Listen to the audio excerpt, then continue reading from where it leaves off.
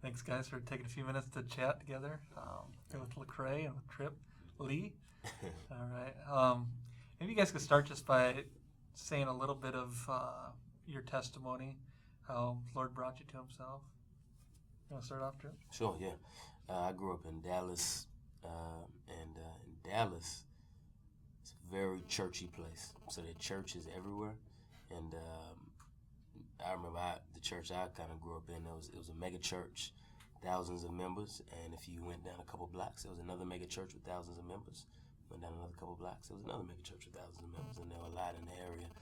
And I think growing up in that environment just really affected the way that I had my first thoughts about church and Christianity. For me, a Christian was somebody who went to church sometimes, and that was pretty much the extent of it in my mind, because I knew people who said they were Christians who seemed like they were the serious ones, and some who just kind of went to church every now and then. So my family, we went to church. It was pretty much every now and then. I remember we went, but I remember it wasn't enough. I always felt left out when I was a kid. I was like, I don't know all the songs, I don't know the stuff, but I'm going. So And what kind of church was it? It was a Baptist church. Okay. Baptist church, and Southern Baptist? Missionary Baptist. Okay. And so I remember repeating a prayer after the children's pastor, and I just said the words after them, sinner's prayer, and I was like, I don't know if it worked. Did that work? How old were you? I really can't say. I was probably around 5 or 6, and I just remember being like, I don't know if that worked, so I'm just gonna try it again. I thought it was just switch, and nobody told me differently. So I thought after that point I was a Christian. So I just kind of went on thinking I was a believer. And the reason I don't think I was is because my sin, I was perfectly fine with my sin. It didn't bother me. And Jesus wasn't precious to me. And I didn't understand the gospel.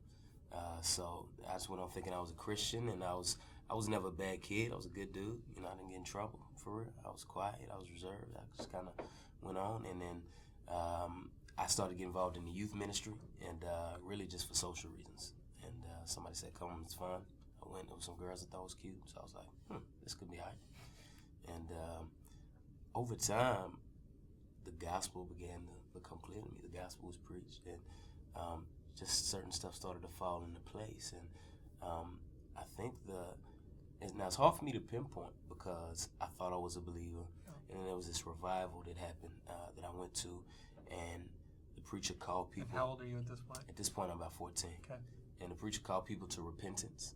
And I think understanding different pieces of the gospel, I think all of it came to a head at that point, and it all pressed on my heart at that point, that I was a bad Lord. I was not a good Lord of my life, and I needed to trust in Christ for the forgiveness of my sins. And that was the moment when I cried out to God, asked for mercy, and turned from my sin and put my faith in Christ. And I think He saved me that day. And He just began to work in my heart, and just gave me an incredible desire for the Word. That's all I wanted. I just wanted the Word. I wanted to know who God was. It just began to mature me. So Tripp and I have more of a similar testimony, I think, growing up in the church and saying the sinner's prayer when we were little. Your story is different. Yes, but you're born in Texas too. Born in Texas. Right. Yeah, I was raised by a large portion of my life by a single mother who she was raised in a church, but it was a very legalistic environment, and she had so many war wounds and issues because of that she just kind of rebelled and was more. She sought liberation and freedom in education and expression, and so those are a lot of the things that were instilled in me, was just education, freedom of expression, be artistic, and so that was kind of how I was raised, to just have an appreciation for those type of things. So it was just a liberal home for the most part. I came and I went as I pleased, just growing up. As long as I, didn't go to jail, didn't bring home kids, and she didn't have to take care of any, person with a disease that I had gotten from being crazy out there, she was fine. And so I really didn't have any, Jesus and Christianity, it just was kind of just all there. You know, Buddha, Muhammad, Jesus, it was just all kind of this hodgepodge. My grandmother was a Christian, and but my Christian experience, or just being around her, was more about emotion, about rules and regulations. Though sincere, there was just not a lot of articulation and unpacking of the Bible. So kind of the cliche sort of stuff? Yeah, very cliche. You know, just I remember getting baptized at 5 because that's what you do. And I didn't know what was going on. I just was like, okay, I guess this is what they want me to do. I just get dunked in the Pacific Ocean, and so that's what happened. But just getting into so much trouble, I got into tons of trouble, you know, as a teenager. By 13, I think I was brought home by the police like a few times just by the time I was 13 years old. Latchkey kid, home by myself. And your dad's not in your life? Yeah, my father's a drug addict, so he's gone. Never met him, you know, and so I just was kind of trying to figure out life on my own. I remember being in high school and asking a friend who I thought was really intelligent and I respected, like, what his thoughts were on God, and he said, there's no God. And that was the first time that I said, well, maybe there's no God. But then when I realized that if I believed that, then there was only me, and that scared me to death. And so at that time, I started to kind of search and try to figure out, okay, who is God? Some of the consequences of my sin were catching up with me, and you know, and I just found myself wandering into church, you know, and I was in a church. And you're still in high school? Still in high school. I felt like this is what grown people do, so I felt mature because I went, and I had no idea what I was doing or what was going on. And I remember a woman asking me, was I saved? And I was like, I told her no, because I had no idea what that, I had no category for what she was talking about. And she, you know, she was just so disturbed at that. And so I just was confused, and I didn't know what was going on. But I knew I needed to know more. So I investigated, and I had a good friend in high school who went to college before me, and I ended up getting a scholarship for performing arts to college. And I saw her during orientation, and she said, if you don't do anything, you've got to come to this Bible study. And so I said, I don't. Where is this? This is at the University of North Texas. Okay. And just north of Dallas. And so I just being a soul searcher and seeking, I just went to the Bible study, and I was blown away because the only Christianity I had ever experienced was very cliche, suits, ties, straight-laced, you know, rules, regulations. And here were a bunch of college students who dressed like me, who looked like me, who spoke the language I spoke. And it really just kind of shook me up and made me say, I've never seen anything like this. I want to know more. And my own pride, because I was raised with this appreciation for education and knowing things, my own pride was, you know, affected because I didn't know the answers to some of the stuff that they were talking about. You know, I didn't, who was Gideon, what was this David and Goliath stuff that I didn't know anything about. So I just kept staying to learn the information. And by God's grace, they challenged me, and they, you know, one of them boldly said, I don't think you have a saving faith, and it made me wrestle with these things, and eventually just continue to hang with them. And I went to a conference, heard the gospel clearly articulated, and that was like, it was like night and day for me, and, you know, changed my whole life, you know, in an instant. So we'll talk maybe in a few minutes just about the content of what you guys are doing now in terms of your songs, but going from, you know, that point at which you were saved to where you are today, what's the short version there of how you matured just as a person, as an artist? After that time was when, like I said, God gave me just an incredible desire for the word, and I started to get more involved in that youth ministry. And God just sent a lot of men my way who were willing to help me wrestle through things about Jesus, and I was really grateful for that. So I would wrestle, and I just wanted to know the word. I remember the first time I read something in the scriptures, and then something happened the next day that it came back to mind. It blew me away. I was like, God said this to me for the way that I live. And it just blew me away. The Bible just came alive. And I was like, I want to know what God has to say. And from that time, just crazy desire for the word and reading whatever books I could get my hands on. I was reading some good stuff, some not so good stuff. I didn't have the categories. I didn't know the difference really. I was just trying to figure it out.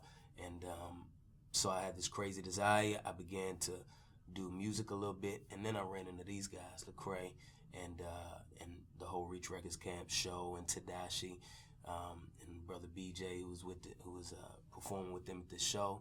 Got connected with them, and then basically he asked me, "Was anybody discipling you?" I was like, "What does that mean? I don't know." So you're out of high school at this point? Nah, I'm in high school. You're in high school? I'm in high school.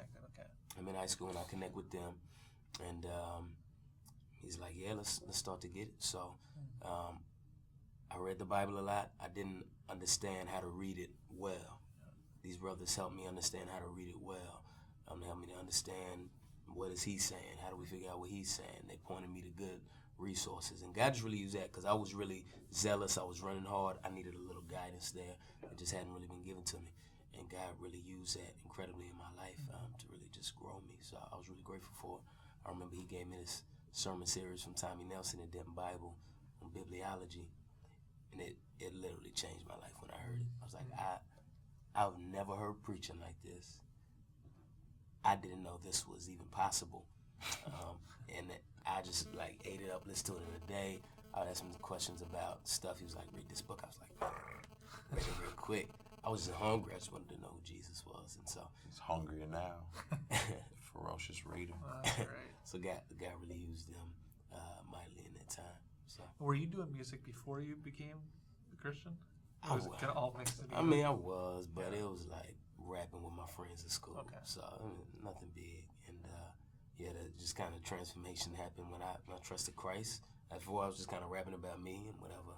That was what was on my heart, me. Yeah. And I was from the suburbs, so I was like, I'm not gonna rap about killing people. I just rap about, I don't know, how fly I think I am.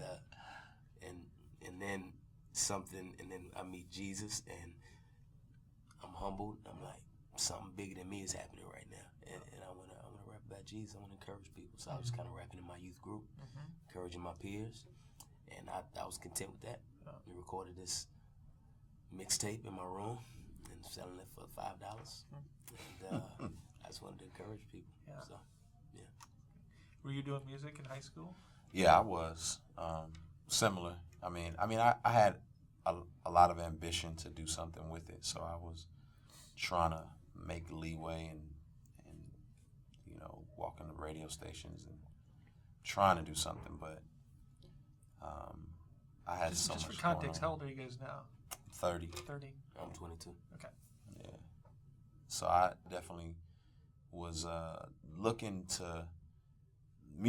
Performing arts and music was a passion for me. So I knew that's what I wanted to do. I didn't know what else I would do outside of that. So I definitely always had a passion to do that.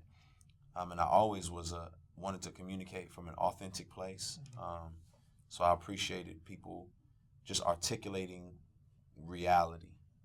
And I was always interested in that. Just the books that I read, I would gravitate to were autobiographies of influential people, and I gravitated to philosophy and so on and so forth. Stuff that I wanted to rap about it because it was stuff that I felt like, especially in the urban community, nobody was talking about. And I didn't know that it wasn't truth. I just knew, I wanted to keep it real. And so then becoming a Christian, my whole worldview was shifted. And so I just saw the world from different lenses as I began to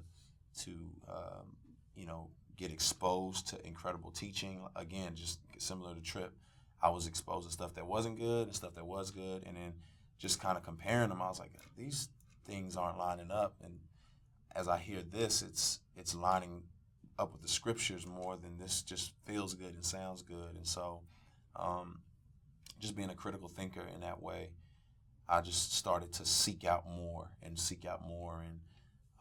I remember being in college and working with another ministry, and this guy, his name was John O, and he had this bookshelf full of books by this guy named John Piper. And I was like, why do you have all these Piper books? What the heck is this? And he just was in love with this guy. And so I just snatched one of his books and sat down and started reading it. And I was like, oh, this is interesting. And started conversations with different people. And another friend of mine, Titus, gave me Are you some. still in college? I'm still in college. Okay. He gave me CDs of Piper and stuff. And so I was like, man, I never, and heard of this stuff. And it just made me investigate and want to hear more truth like this and similar to this. And I just started investigating. And it really began to change the dynamic of what I communicated in my music. And I was volunteering at a juvenile detention center, rapping every weekend. And then as I would learn, I would start crafting songs that would articulate some of the things that I was learning in a way that they could grasp it. And that just kind of became a tumbleweed effect into, doing what I'm doing now and traveling and rapping and having a burden for people, but thinking through like, oh, what can I do more? And, then that birthed a nonprofit because we were just hungry to see people get more than just music. And so we started a nonprofit called Reach Life. And so even now with the platform we have, we're still concerned about, pointing people to more resources, to churches that will continue the process of growth. So is Reach Records the label, and Reach Life is like the resource arm of Right. the label? Is that how it? Right. We look at Reach Records as kind of the soundtrack of a movement. Okay. I think it's interesting that, throughout history, there's been all kind of movements, and people have written songs to articulate the particular movement that was going on. So 70s, love, peace, and you've got artists who are communicating that in song. In civil rights era, there are artists who were writing songs that articulated just what was going on in civil rights. And I think now this kind of, resurgence of reformed teaching and thinking and whatnot, there hasn't been very many genres of music that articulated the robust theology and the passion for Jesus. And hip-hop has just been a perfect vehicle for it. And so Reach Records is, excited to create music that's like a soundtrack for people, for this passion for Jesus and this robust theology. And then Reach Life is saying we want to resource people more than just songs, and give them articles and tools and resources, and point them to solid communities of faith where they can continue this process of growth. And so that's kind of how it's all culminated. Trip, being at the concert last night, one of the things that stuck out to me was just the incredible amount of content that you guys are able to put into your 2-hour show, 3-hour show. And just want to say publicly how much I appreciate how clear you were on the gospel. It was very, very encouraging, and to be there knowing there's unbelievers standing right next to me. It's just such a clear, robust gospel presentation. As I think about the genre that you guys are in compared to, say, contemporary Christian music, if you were to go to a CCM concert and people were to start preaching, like hard preaching in between songs, it would just feel weird. It would just feel like, what are you doing? You're not supposed to be preaching at me. You're supposed to be just give me songs, and it's nice. And maybe, I don't know if you have any thoughts on that, but just what is it about the genre that allows you guys just to preach completely without any shame and just to be completely explicit? I mean, there was nothing subtle about the whole concert, right? Yeah, and you can chime in too. But I think one of the things is hip-hop is just a in-your-face art form.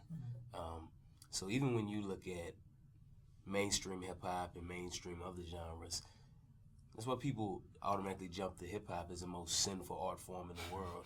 It's not that the people's hearts are any worse. It's just the in-your-face, bold art form. So yes, I have idols, but I'm not going to sing about them softly and subtly. I'm going to brag about my idols, so much so that that's all our music becomes about, right? And that's just the way that hip-hop is, which I think is one of the reasons why hip-hop has been such a good medium for the gospel, because it's an in-your-face, bold kind of art form. Another reason that we can pack so much into music is because we get to say a lot more words than a typical song does. So we just get to pack a lot of content in there. It can be dense, and we can try to communicate a lot of stuff. And I think I'm just really grateful to God. It's just given us this opportunity because we consider it amazing, and we love doing it through hip hop. So we try to take those chances to do that. And I'm not trying to rip on contemporary Christian music or say that your art form is inherently better. But if you took all the lyrics that you guys did and put them in on paper versus a typical Christian concert, it just wouldn't compare the amount of material you guys can pack in. And you're being explicit about the transcendence of God, the holiness of God, us being created in the image of God, falling short of righteousness. I mean, it's a thick gospel presentation. Yeah, and some people, it rubs them the wrong way. They think we're just trying to overdo it. But it's such an amazing opportunity to just proclaim Christ every single night. And we've seen God do amazing things with it. And each night the gospel is weaved throughout the whole night. And then at the end, we take turns just with a 10 to 15 minutes, sometimes we go long, just final, clear, concise presentation of the good news. And we talk to people afterwards, and I've seen some people come back who they're still clearly veiled, and it goes right over their head. But I've also seen God break people in their sin right before our eyes and see them for the first time, see the weight of the fact they've sinned against a holy God, and to look at Jesus as a sweet Savior, not just some guy that we go to church and sing songs about. And that keeps us wanting to proclaim Christ and lift him up every single night. So. He really was exalted last night, and I know on the whole Unashamed tour. So I know that you guys don't get the credit for that. All glory to God. But thank you for being his servants and for being faithful. Deeply thankful. Look, talking about the content, maybe you can give an example of just one of your lyrics where you're able to pack in so much content into a short amount of space. Yeah. Like Don't Waste Your Life. Song, I wonder where I got that inspiration from.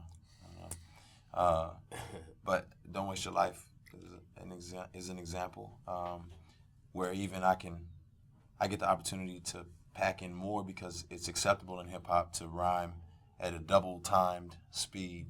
And so the hip hop ear has grown accustomed to picking up things through it. But we always print our lyrics online as well, so people can like right.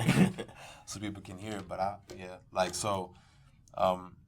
the first verse is, I know a lot of people out there scared they're gonna die. A couple of them thinking they'll be living in the sky. While I'm here living, man, I gotta ask why. What am I here for? I gotta figure out. Wasting my life, no, I gotta make it count. If Christ is real, then what am I gonna do about everything in Luke 12:15 down to 21? You really gotta go and check it out. Paul said, if Christ ain't resurrected, then we wasted our lives. Well, that implies that our lives built around Jesus being alive every day and living, trying to show the world why Christ is more than anything you'll ever try. Better than pretty women and sinning and living to get a minute of any women a minute you admire. It ain't no lie. We created for him. Out of the dust, he made us for him. Alexis and he saves us for him. Jesus comes and he raises for him. Magnify the Father, why bother with something lesser? Made us so we could bless him. To the world we confess him, resurrects him. So I know I got life. Matter of fact, better man, I know I got Christ. You don't see his ways in my days and my nights. You can hit my brakes. You can stop my lights. Man, I lost my rights. Lost my life. Forget the money, cars, and toss that ice. Cost is Christ. They can never offer me anything on the planet that'll cost that price. Don't want to waste my life.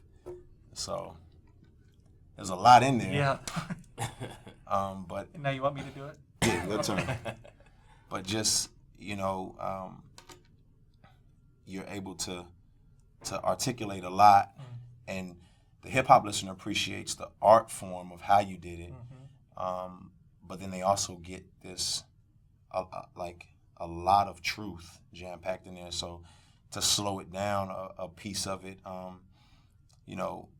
said, Paul said, if Christ ain't resurrect, we wasted our lives, and that implies that our life's built around Jesus being alive. So every day I'm living trying to show the world why Christ is more than anything you'll ever try. He's better than pretty women and sinning and living to get a minute of any women and men that you admire. And, you're just able to articulate that the implications of Paul saying that if Christ didn't resurrect, then pity us. But he did. And so I've wasted my life if I'm living for Jesus and he didn't resurrect, but he did resurrect. So the inference there is that you're wasting your life if you're not living for Jesus in light of his resurrection. And so just to be able to communicate those type of things that we know are life-changing is, like Trip said, it's just a blessing.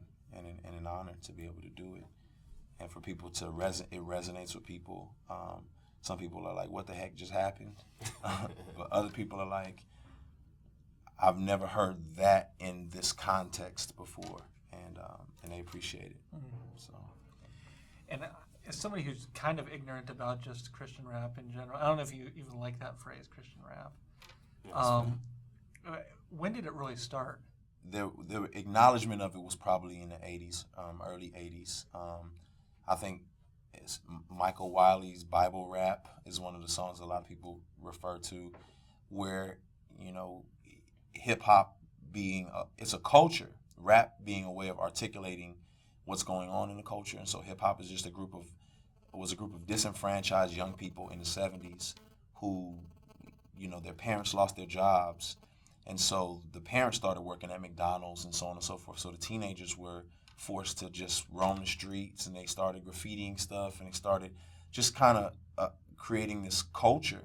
And then the rapping became a way of kind of articulating, you know, at parties and events, like what was going on. And soon it became like the CNN of urban culture. And as people became Christians and realized that this younger generation was articulating what was happening in the culture, I think some people were clued into the reality that no one was giving answers or solutions to some of the hopelessness that we were seeing in the Good culture. articulation of the problems. Exactly. Great articulation of problems, no articulation of any solution. And so I think it burdened Christians initially to kind of want to put a biblical solution to some of these problems that are being articulated. And it's just kind of expanded and grown as hip-hop has expanded and grown. I think, you know, Christians articulating a biblical worldview in hip-hop has also expanded, not near as big and large as mainstream, but still, you know, it's grown every year. Hip-hop has a unique ability lyrically to play off of words and to do stuff that other genres really can't do quite to the same degree, right? Right, exactly. It's poetry, and there's a lot of poetical elements that are used, from your onomatopoeia to, you know, alliteration and so on and so forth. And so there's a lot of creative license. So sometimes people think it's supposed to be very literal. And if they take it as literal, then it can seem confusing. And so I think if you're really a part of the culture, you are prepared for how the hip-hop twists and turns and plays off of words. So like in Background, a song I did, Background, I say, you know, word to every dancer for a pop star, because we all play the background, but mine's a rock star. And I think you could take that as I'm calling Jesus a rock star, but it's really a play on words, whereas, you know, dancers, a pop star's dancers are in the background. I'm saying I'm in the background too, but I'm in the background for Jesus, who's the rock. And he's the center of attention, star. So you got rock star together, and then I keep going on and say I'm a trail of stardust pointing to the superstar. And it's really just to paint a picture that I'm dust, he's the center, and I'm just trying to display who, you know, Jesus is. And so we are always trying to play off of words and whatnot. Yeah, so inside the song Real Life Music, and there's one part where I say, we came to spit it for the game that you can't erase. We give you facts over music, call it database. So we're not saying call my music database, but we're saying facts, data, music, base, and it's just a cool way to play on words. And then another part of the song where I say, we spit it for those that are hurt and finna lose it, but I'm here to lift you up, call it elevator music. Of course, I'm not saying it's elevator music, but I'm saying that I'm here to lift you up, and it's just a unique way to say that. So it's just a cool part of the art form that people enjoy, and it helps to drive home points. And have white teenagers always been attracted to hip-hop, or is that more of a recent thing? Yeah, I would say. Yeah. I would say hip-hop has become bigger, more marketable, more mainstream. It's really just caught on, period. You know? Yeah. And it's gone from just a small group of urban disenfranchised to everyone loves it. So there's some who are more part of the culture, and then there are others who enjoy what comes out of the culture. Yeah. You guys know that statement that 11 a.m. on Sunday morning is the most segregated hour in America. But thinking your guys' concerts are among the most integrated hours, or 2 or 3 hours. And do you guys think about evangelicalism and Reformed theology and race relations and all that sort of stuff, or is that just what it is and you're just doing your thing? Definitely. It's always on the forefront of your mind. There's so many, directions to go in with that. I think for us uniquely within Reach, we all have had just a unique dynamic, and God has shown us such grace that we're black, white, Puerto Rican. There's just a hodgepodge of people, a Samoan, tied into Reach. So we've grown up in the faith with this diversity, and that this real sense of we embrace diversity and unity, so that it's a reality for us that we see. So when we think of like 1 Peter 2:9, or we think of us being a chosen race, like a Christian race, it really makes sense to us because we relate on a very intimate level spiritually. And I think people see that authentically in the audience as well, and they gravitate to that. But there is a reality that specifically when people find out you're Reformed or whatnot, that there is some hostility specifically, in urban context, because, truth be told, Reformers had slaves, and most of the leaders, 95% of the people that you can think of who are Reformed leaders are white. And so where are the minority faces within this movement? Where are the minority faces within it? And I think so there's some pain there, and there's some hurt there, and there's some wondering of where's the representation and the diversity. Is this intentional? Are people not thinking about diversity and addressing some of these issues? And so I think that is something that we're able to kind of speak into.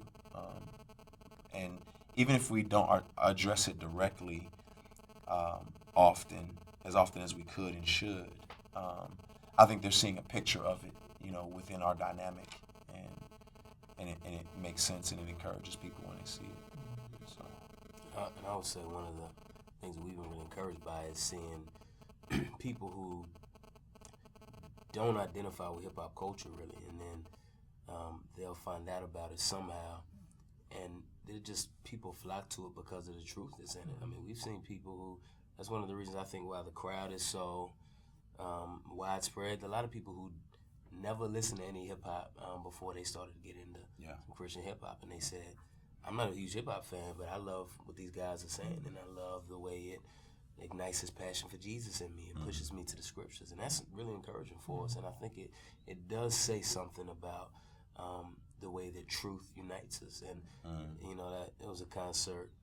There've been concerts even during this tour where we'll see 60-year-old white couples who are like, I'm not really a fan of hip hop, but I'm here because I didn't bring my kids. I just enjoyed this because it's lifting up the Lord Jesus, and that's an encouragement to our souls. Yeah. I've heard you describe yourself as I don't know if I know the exact phrase, an indigenous missionary to the urban culture. Yeah. And do you find in the urban culture, or how have you found it best to articulate Reformed theology? And are there objections because of that? Sure. Just the cultural background and sure. the whiteness of it. For tons of reasons that I don't even think I am qualified to speak into. I know in urban culture, there's been a strong gravitation in the Black and Hispanic communities toward denominations and beliefs that are very hostile toward Reformed theology.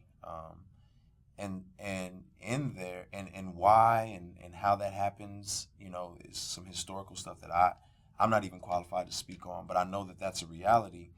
And so there's not a lot of urban reform churches out there, and so people gravitate to us because of our ethnicity or our music, if they're urban a lot of times.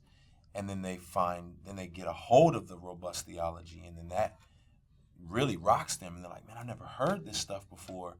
And so a lot of times I have to approach it like, this is biblical theology. This isn't, Calvin doesn't own this, Luther doesn't own this. This is biblical theology, because there's just this barrier when they think of, oh, Jonathan Edwards had slaves, or if they know anything about it, or someone has told them Calvinism, that's some kind of cult or something, right? Like, what is this? And so just being careful with the terminologies and not making those my soapboxes, but making the Bible, what we articulate to people, and not, some soapbox of, I'm a Christian and I believe in a biblical theology. So I think it's helpful to, as you speak on these things, think about the way that I came around, which was I read the scriptures and then I heard these clearer articulate. I was like, oh, that's what I think I've been seeing all along. And I think it's just helpful to show people what the Bible says and show it to them. yeah. Well, you guys, I've said it before, and I'll kind of sound like a broken record, but I think you guys are just incredibly good ambassadors, not for Reformed theology, but just for biblical truth and for biblical theology. And again, appreciate it so much. Trip, what's the next 5 years look like for you? Well, next 5 years, I've been married for 1.5 years. So Lord willing, I'll continue to strive to be a godly husband. I'm getting ready to do an internship, a pastoral internship for 5 months. Where I'll be taking 5 months off of music. I'm really looking forward to that. Where is that going to be at? That's going to be at Capitol Hill Baptist Church in D.C. With Pastor Mark Dever and the elders there. So I'm really looking forward to.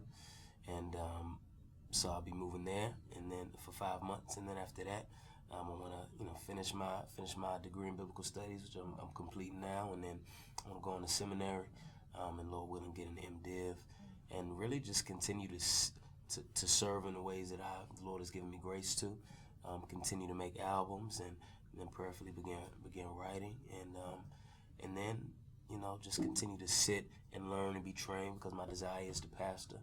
So I just want to sit under godly men who are doing it well and preaching the Bible and trying to help communities live in light of the Bible, and see what the Lord does. So under God's providence, you see yourself as a pastor, author, musician. Mm-hmm. Yeah. What about you, Lecrae? I don't know if there's any hope for me, man. 5 years, will I be here? Maybe I'll be a martyr in some hostile country or something. I don't know. No, I'm a father of 2 beautiful kids, a boy and a girl, an incredible godly wife. So I hope to continue shepherding them. I have a desire to, and a passion to just to shepherd young believers, and so I definitely can see that moving into eldership. But I also love the arts, and I love being able to use the arts as a way to articulate a biblical worldview. Love what guys like Francis Schaeffer have done and have helped me to understand. And so I see myself functioning in some capacity as a conduit for the gospel within the arts community, whether that be as an artist or behind the scenes, encouraging and catalyzing and corralling artists and giving them pathways to do this. And so that's what my passion is, and Lord willing, hopefully I'll be able to do that. And you have a vision too for this expanding beyond just the United States. Is that right? Sure, yeah. As I'm seeing, there's North America was Christianized, but it's becoming increasingly secular, and especially in major cities within the U.S. where people are, evangelism doesn't look like, hey, Jesus is kind of like, well, is there a Jesus, relativism, all these different things popping up. And so what you're seeing is in North America, the secularization happening and people kind of moving away from the city and the city becoming more, secular. But then you're seeing in these other countries around the world, Christianity, you're seeing evangelism really begin to pop off in Africa's and Korea's and China's and whatnot. And so we're passionate about seeing them equipped. And as I've traveled abroad, I've seen that they have this incredible passion for Jesus, but not privy to the resources that we have stateside. And so thinking through how to create resources, they gravitate heavily to hip hop as well, and are very influenced. Was that surprising to you, or did you kind of know that? I didn't know it as much until I got over there. I think Trip and I first went to Zambia together a few years back, and it blew my mind. They knew about stuff that we didn't even know about. They had magazines and posters and T-shirts and loved hip hop, and those became idols for them, and they believed everything that was said in those lyrics. And so it's fertile ground for what we do in order to take the gospel and take truth to different parts of the countries. And then we're just also seeing them fill into the cities as well. And so they're living in these cities that are increasingly secular, and no one is engaging them because I don't know, this African guy over here, or, he doesn't speak, well, we're culturally different, but there's just such a passion for Jesus there, and I think we have a unique opportunity and to speak truth and to offer resources. So, being at the concert last night, I think if there were two themes I heard most prevalent through the whole thing, it was one, exalting Christ and being passionate about the gospel, clear about the truth of the gospel. But then also almost as much was the need to exhort the audience not to make you guys the main thing, not to see yourselves as servants and not as the people to be adored. Talk about that dynamic, because that's got to be your maybe this is a drawback of the genre, but it gets you super excited about what's going on stage, just in general. And so maybe just talk about that dynamic of how you have to try to deflect that natural impulse to get excited about the messenger rather than the message. Yeah, it's difficult because it's natural. It's just what you do naturally. So you'll go to concerts and even during this tour, and there will be little girls in the front who just want to reach out, grab on your feet, grab on your legs, and you want to. They just feel like that's what they're supposed to do. That's the way I'm supposed to respond to somebody on stage with a microphone, and it is difficult because we. I don't want anybody to leave impressed with me. That's not gonna be helpful for anybody. I don't want you to leave with a high view of me. I want you to leave with a high view of Jesus. So we do try to do everything we can to push away. We do songs. We talk about it in between songs. And we just try to lift up Christ so high that not only are they humbled, but that they see us in another light too, which is just guys that met Jesus. So it is difficult. We try to do everything we can to deflect that. Yeah. I made an apology, and I'm always trying to articulate just transparently that we're constantly wrestling through that and what this dynamic looks like, because it is interesting to be seen here and be seen there, and you're on a stage and there's light shining on you as if you have some eternal glory that needs to be beheld, and so you're just wrestling through what this dynamic looks like, and in that fight to exalt Jesus, people just were hardwired to worship things and people, and so we're constantly thinking through what that looks like for us and how to be effective in doing that and encouraging people. I mean, hip hop is cool because it is a trend-setting culture in a lot of ways, and so we've even tried to kind of turn the table on it by creating songs that highlight humility and highlight The background song's a good example. Exactly. So like a song like Background, and Tripp's done Superstar, and just to highlight that we're just God's servants, and that we're here for His name and for His glory, to be made known. And it's difficult, and we rush through it on a regular basis. So. Yeah. And you made an apology, you said recently. Yeah. Well, just an apology on stage. Okay.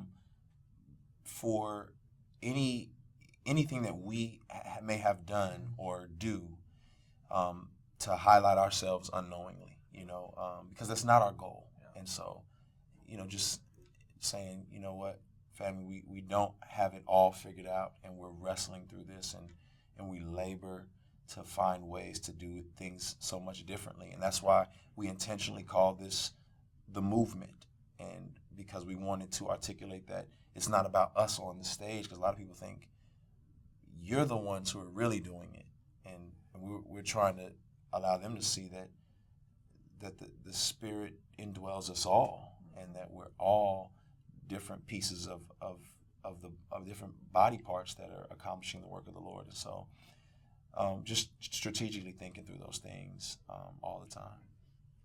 So do you guys see yourself as one stream of this larger gospel-centered resurgence that's happening right now? We do, yeah. And I think we're so grateful for the guys that have written and that preach, that God has used so mightily in our hearts and to change us. And a lot of those guys have been some of the ones who kind of brought us along, that we've been able to help further that movement. So we definitely do just see ourselves as a strand of it. And I think the Lord has been using our music. I mean, we'll go places where there will be churches who don't believe the same thing we do. There'll be some random little pocket of young dudes who through the music have found out about other stuff, and they've just been rocked by what they see in the Bible and by what's not being taught there. And so we're grateful to just be a part of it. So, yeah. So any ways in particular people watching this can be praying for you individually, or for Reach Records, or just the Unashamed movement? Well, yeah, I think one is church plants that embody what people are seeing at these concerts.